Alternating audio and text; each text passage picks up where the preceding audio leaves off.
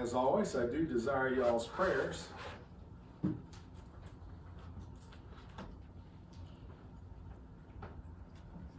have a little thought and a challenge for us today.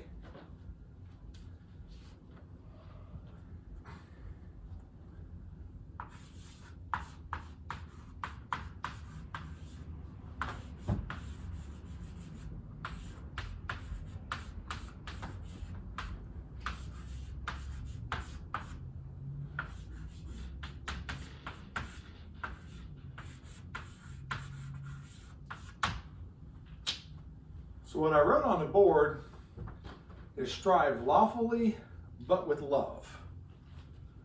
So I want to start off reading in 2 Timothy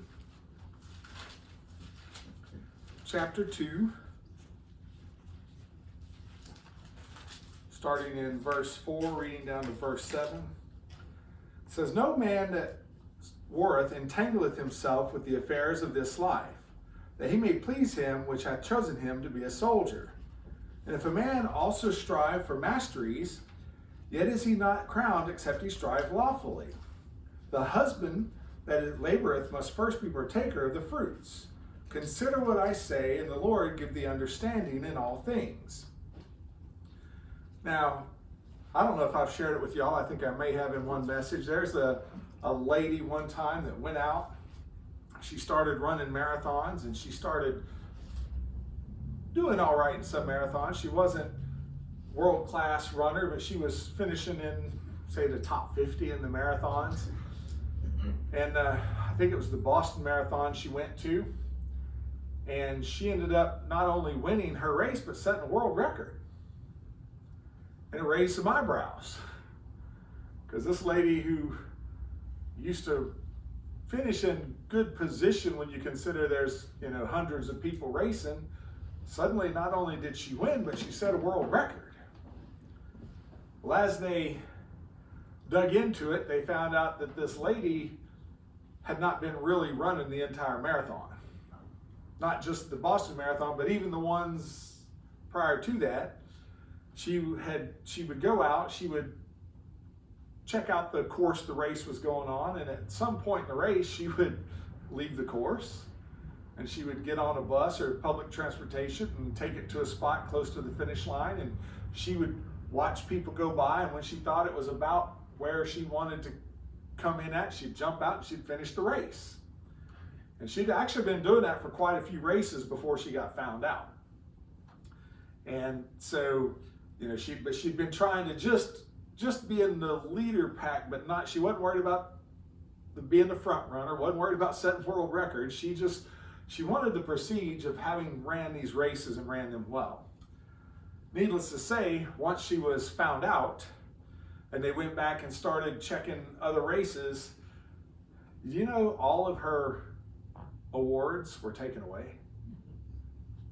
Because they found out that she hadn't ran any of the races correctly. She hadn't followed any of the rules. And the only way you can get that prize is if you follow the rules. If the race says you start here and you stay on the course and you get off here, that's what you have to do to get the prize. Now, if you don't want to do that, that's fine. Don't ask for a prize. You're not going to get it.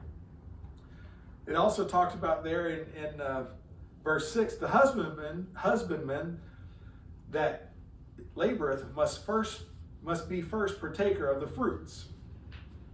So that's almost a confusing verse in the middle of all this, because it almost sounds like you should get to eat of the product of the field first. But I was reading on that, and they said actually the way it's laid out, if you were to go back to the Greek, what it's saying is, if a man wants to eat from his field, he's got to work it first.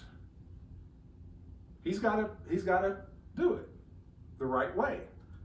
So if you're planting potatoes, what do? Well, you get you some seed potatoes and you find where the eyes are at on it, and you cut them up into little chunks, and then you go, a lot of people will hill up the dirt, and you put your pieces in the dirt hills and you plant it and you water it and you take care of it, right? And then when you want to go plant your corn, you go get your corn on the cob, you cut up in little chunks, and you go back and you put your dirt in little hills and you put your chunks of corn on the cob in there, right?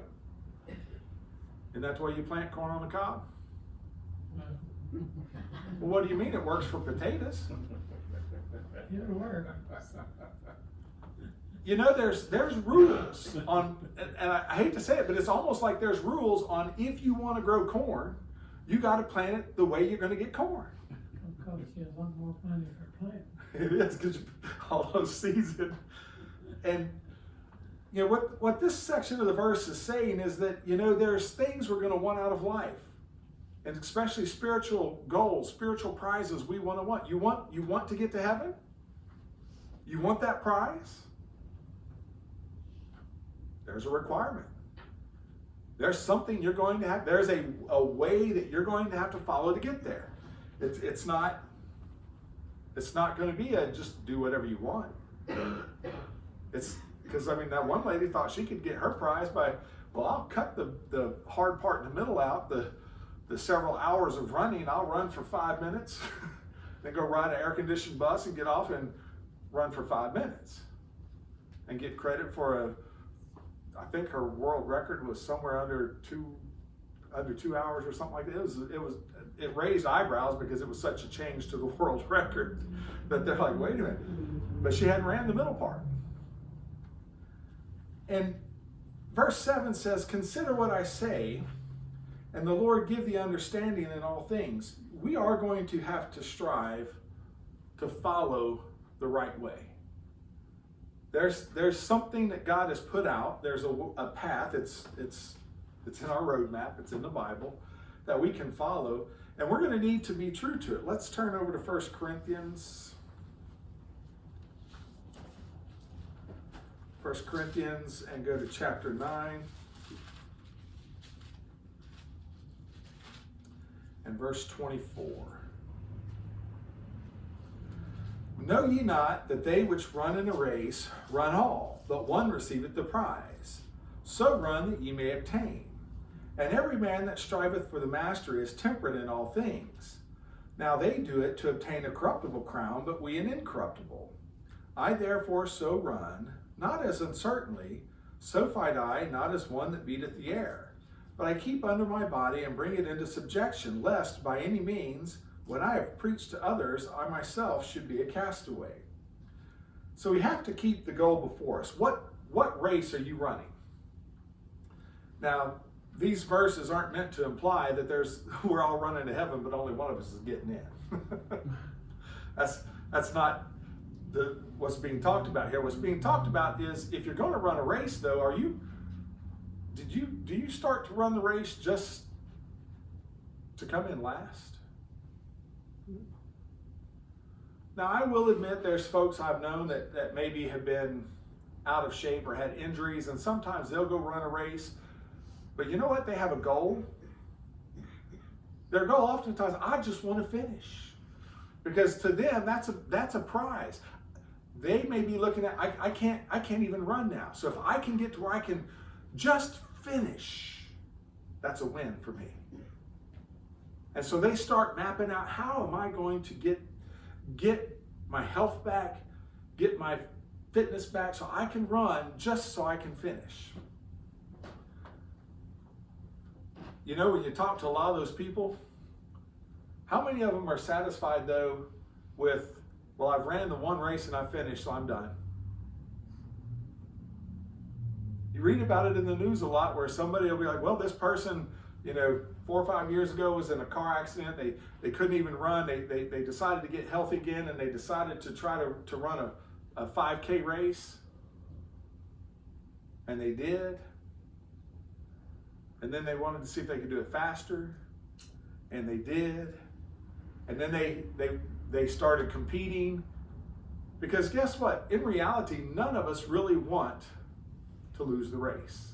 We all want to win it. We all want the prize. How are we running the spiritual race? Do you want to get second place in your spiritual race with God? For him to say, the race you ran, you could have come in first. You could have done everything I wanted you to do the right way. But you chose to come in second or third place. Would we really want that? Because I know a lot of the races that I ran, I would call more were around individual, I hate to use the word stamina, but a lot of the races running cross country, you were running up and down hills, cross streams, through the woods. It was more about you sticking to it. And most people were more focused on their personal best. Can I do better than I did last time? Because if I can do better last time, I should place at a certain point in the group, and then that means the next race I run, I can try to do better than that. So each time we went out and ran, while there was a prize, the underlying focus was, I want to do better than I did last time. I want to always be moving that bar further than I went last time. And that can cause you to get pretty strict. Now, how many of y'all have read about athletes and how they prepare for some of their contests?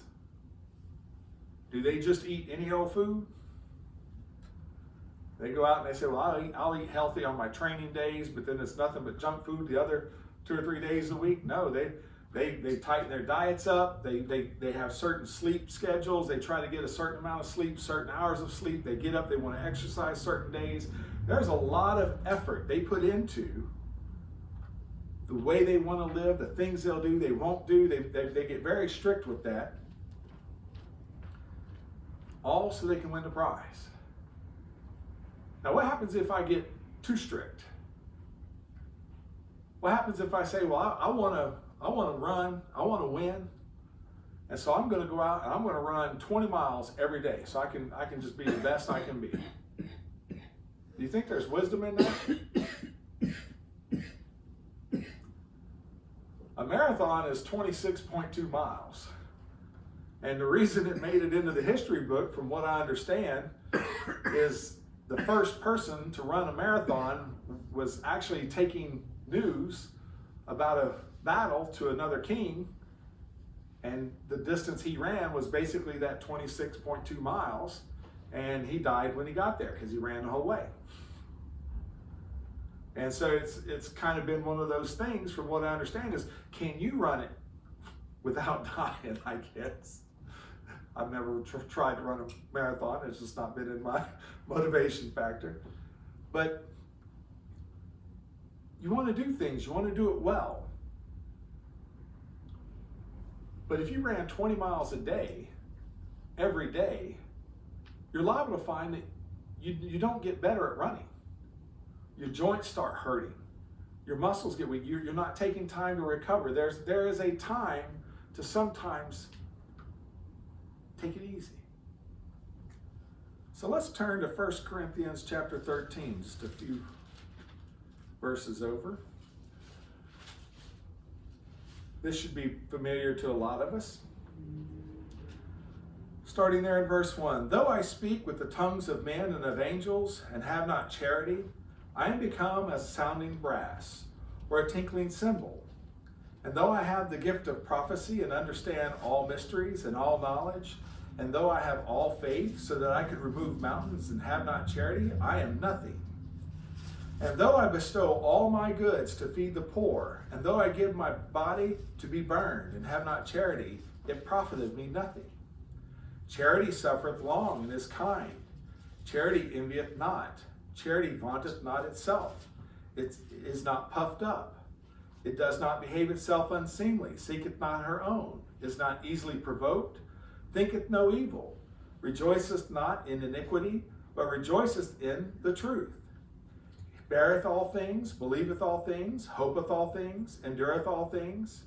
Charity never faileth, but whether there be prophecies, they shall fail.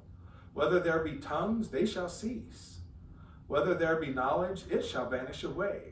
For we know in part, and we prophesy in part, but that which is perfect is come, then that which is in part shall be done away. When I was a child, I spake as a child. I understood as a child. I thought as a child. But when I became a man, I put away childish things. For now we see through a glass darkly, but then face to face. Now I know in part, but then shall I know even as I also am known. And now abide faith, hope, charity, these three. But the greatest of these is charity. Now looking at this, though I speak with the tongues of men and angels, if I don't have love, what good is it? Sounding brass. It's a sounding brass. Doing some reading on that, some people say it's cymbals, just clash, clash, clang, clang. Others say that it's referring to big gongs that you can hit. What kind of message do cymbals and gongs give you? What are they saying other than just making noise?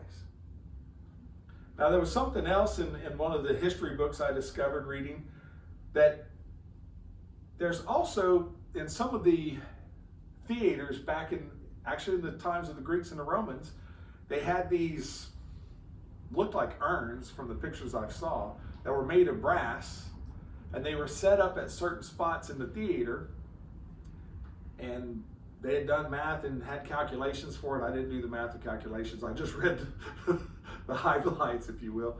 But the whole point of these things was that they would pick up the spoken speech of the actors on the stage and resonate in a way that would help make their voices more audible to those around it. Like an amplifier. Like an amplifier, but without the electricity.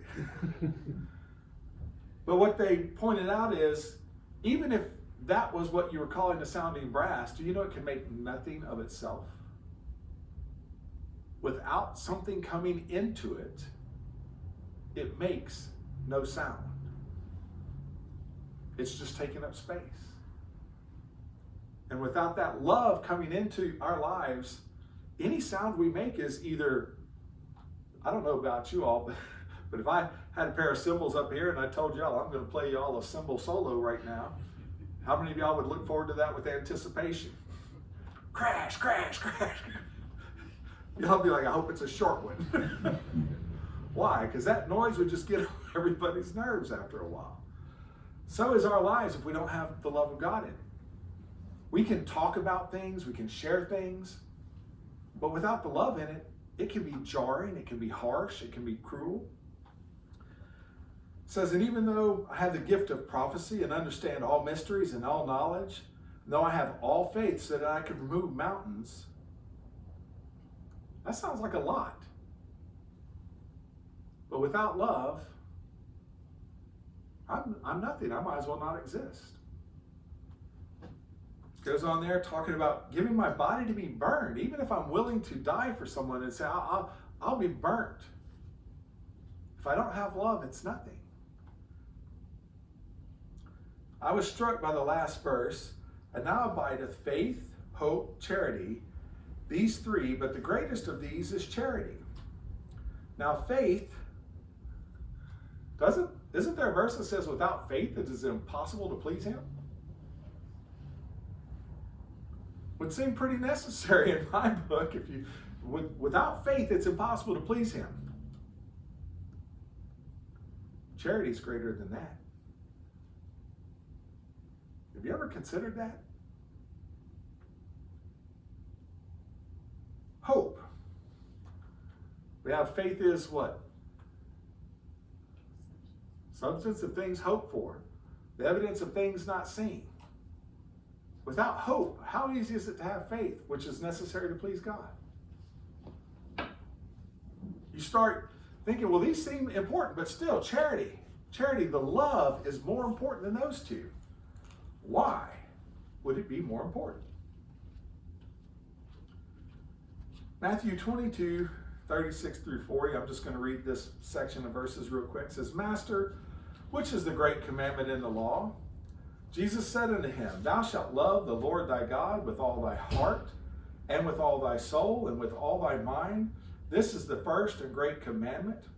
And the second is like unto it, Thou shalt love thy neighbor as thyself. On these two commandments hang all the law and the prophets. Now, if I had a picture hanging here on the wall, we're going to call the picture a picture of the prophets and the law, and I took a nail called love, and I nailed that nail in the wall and put the picture on. What happens to the picture? It hangs on the wall, right? What happens if I take that nail out of the wall and try to put the picture back up? Picture's not going to stay on the wall. Gravity doesn't crash. It's going to go down. Nothing's going to put it up there. It struck me that the term here was love is what the prophet and the laws hang on, which tells us if you take that love away, anything you think you have just fell. Gravity, natural things will tear it apart. It'll fall, it'll crash, it'll be broken to pieces. You have to have the love to be able to live right.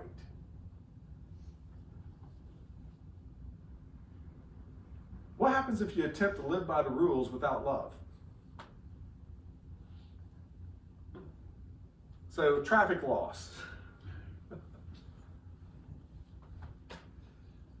Do we follow traffic laws with love? Try to. So I'm going to use those as an example of differences. So I'm driving down the road. How fast can you go on the interstate? What's the speed limit? 70 miles an hour. So I should be able to drive 70 miles an hour on the interstate, right?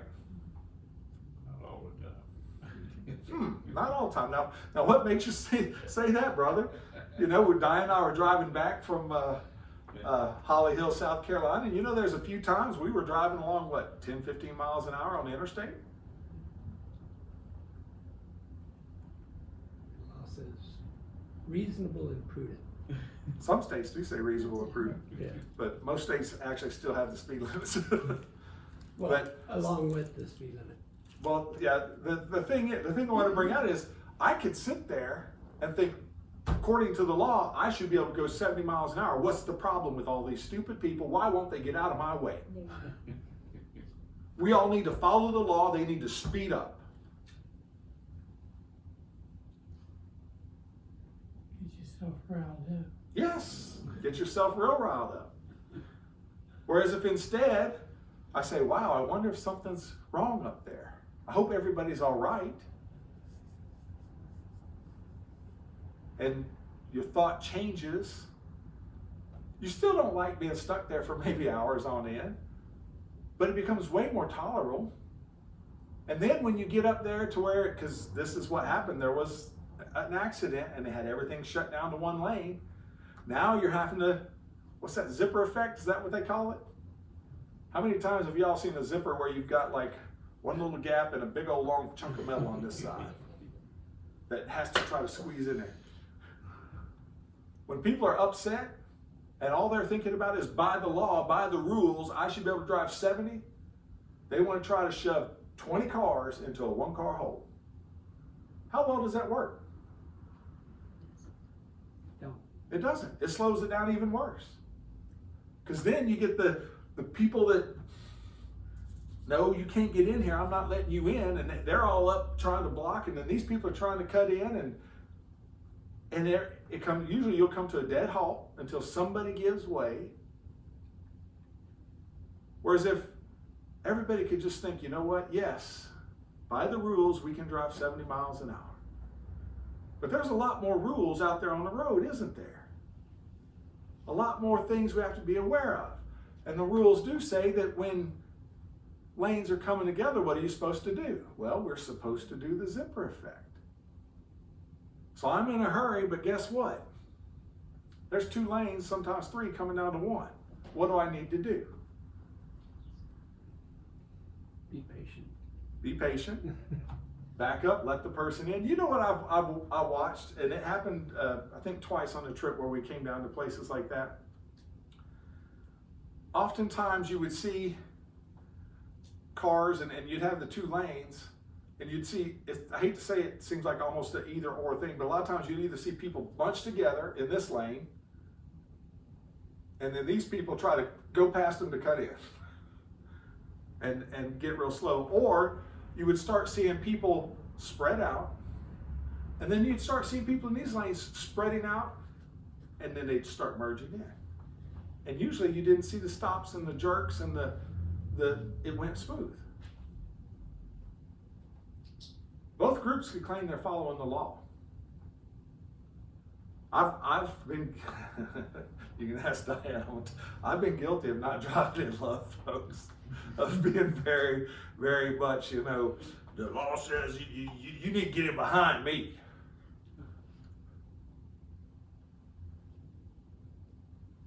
But how well does that work? Have y'all ever heard of road rage? Does that come up in the news at all in our day? Mm-hmm. Road rage. When you read the stories, what does it boil down to? Somebody somewhere thought they had the law on their side, and they weren't going to give in to nobody. And so when they got cut off or had to merge or couldn't go as fast as they want to, they start blowing their horn at the car in front of them or cut them off, and then the cars are going back and forth, and then accidents, people's dead.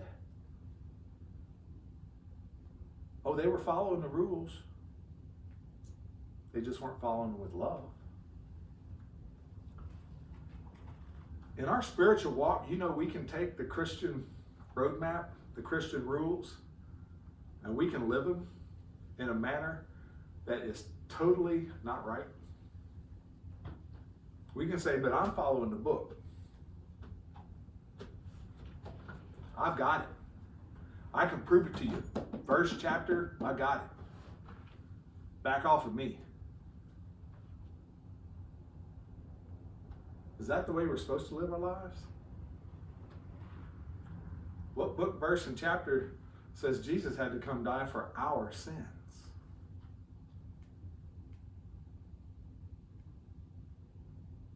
Wait a minute. For God what? So loved the world. It wasn't about a law or a rule, was it? For God so loved the world that he gave his only begotten Son. Who wrote the rule book? God did. And then he said, you know what? That's a tough rule book.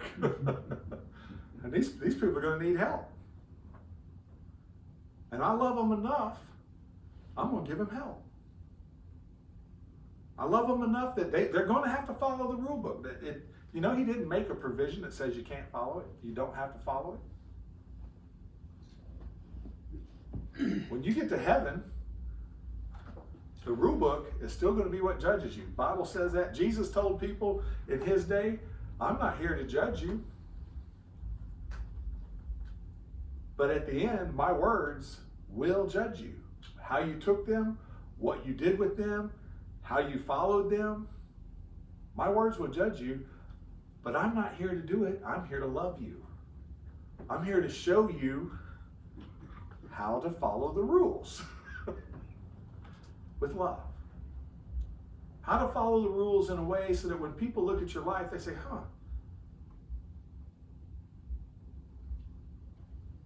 I didn't think people could live like that.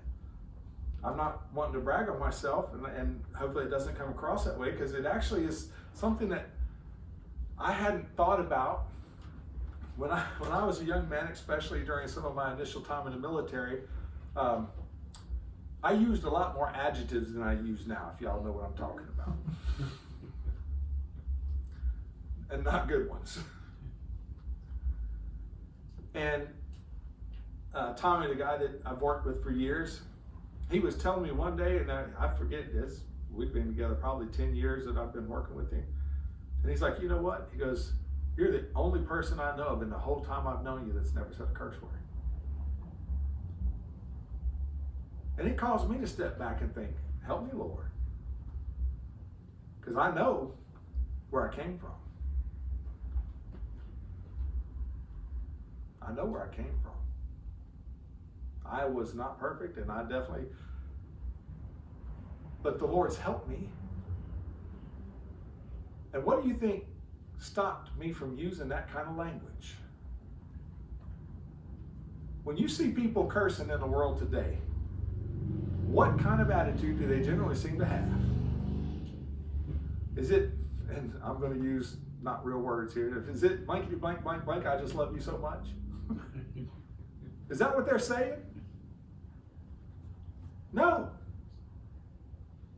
Has nothing, because when you use language like that, there's generally not love anywhere close to your heart.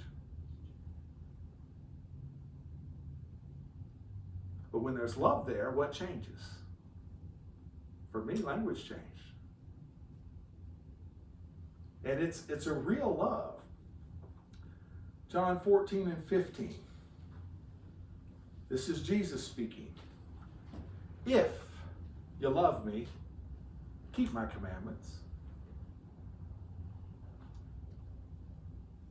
He doesn't want you following him out of fear, out of necessity, because you just want to make it to heaven. Imagine if, I'm going to pick on Brenda and Tom because they just recently had us up to their house. What if I went to visit somebody, and then when I got to this, boy, I'm so glad, I just wanted to come up and go ride four wheels in the back pasture. Really didn't care about visiting with y'all that much, and not that that's the case.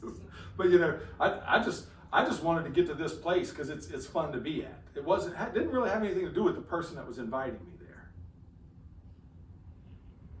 How do you think Tom and Brenda would feel if that was what they heard me say? They'd probably be like, okay, might not invite that person back. But sometimes we can say, I want to get to heaven for my benefit. I want to get to heaven for my privileges, for what it can do for me, and we stop. Heaven is Jesus' house. It's his home. And he's inviting us to come to the home to spend time with him. He's saying, I love y'all. I want y'all to come see my house. I want you to meet my Father. I want to introduce you to my family. There's this one guy, you may not see him a whole lot. He's called the Holy Ghost. But he's great too. I'll introduce you to him. It's not about just getting to heaven. He wants us to see the bigger picture. There's love here. This is the whole point of going to heaven, is because of the love that is there to be shared, the relationships that can be had with God, with Jesus, with the Holy Spirit, with the angels, with the rest of the saints in heaven. That's what we're striving for. That's why we should be keeping his commandments. Not because, well, if I, speaking as a young man that wasn't always obedient, I cleaned my room. Why? Because Dad hits me with the belt really hard. Wasn't so much that I love Dad, but that belt comes whistling out of the belt loops. And it will motivate a young fellow to point. There's place for that. The Lord used correction in his Bible. But what does he really want? 1 John 5, verses 2 and 3. By this we know that we love the children of God, when we love God and keep his commandments. For this is the love of God, that we keep his commandments, and his commandments are not grievous. Have y'all thought about that first verse? I had not really paid much attention to how it reads. By this we know that we love the children of God, when we love God and keep his commandments. It had never really crossed my mind till studying for this, that keeping the Lord's commandments is actually showing love for those around us. And this is part of the reason why I used the traffic discussion earlier. If we don't handle the traffic laws correctly, we will drive more issues into the folks on the road than we solve. Why? Because we really don't care about those on the road around us. We only care about ourselves. We only want to get to where we're going, and if you get to where you're going, that's fine, but it doesn't bother me, because I'm not worried about you, I'm worried about me. The two greatest commandments, it's worry about God and worry about me, right? On that hangs everything, right? No. It says you worry about God and you worry about those around you too. Because that's what everything hangs on. You want to show your love for the children of God? keep the Lord's commandments. Don't do something that would cause your brother to run off the road, so to speak. Follow what you've been taught. Deuteronomy chapter 7, verses 8 and 9. But because the Lord loved you, and because he would keep the oath which he had sworn unto your fathers, hath the Lord brought you out with a mighty hand, and redeemed you out of the house of bondmen from the hand of Pharaoh king of Egypt. Know therefore that the Lord thy God, he is God, the faithful God, which keepeth covenant and mercy with them that love him, and keep his commandments to 1,000 generations. This thing starts off with God and his motivation, right? That's what I find is so beautiful. What is motivating God to work with us? Because he just doesn't like us? He can't stand to look at our sinful selves, so he's just trying to clean us up?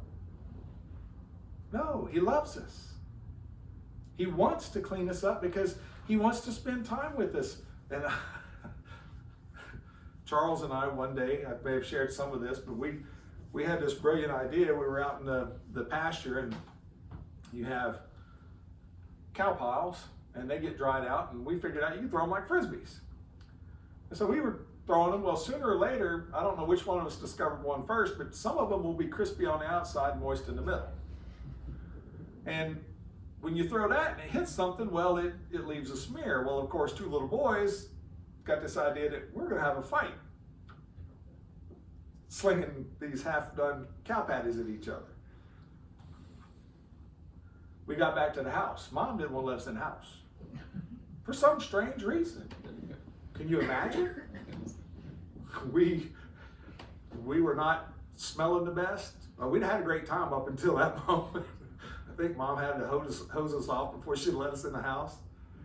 But she still wanted us to come in the house, but not like that. No, that was not happening. The Lord wants us. He loves us. Did that change my mom's love for me and Charles? Might have tested it a bit, but it didn't change it. She still loved us. We got dinner that evening. We still got to sleep in our beds. We weren't kicked out of the house. But we weren't allowed into the house till we cleaned up. There was a rule she had. You're not coming into that house like that.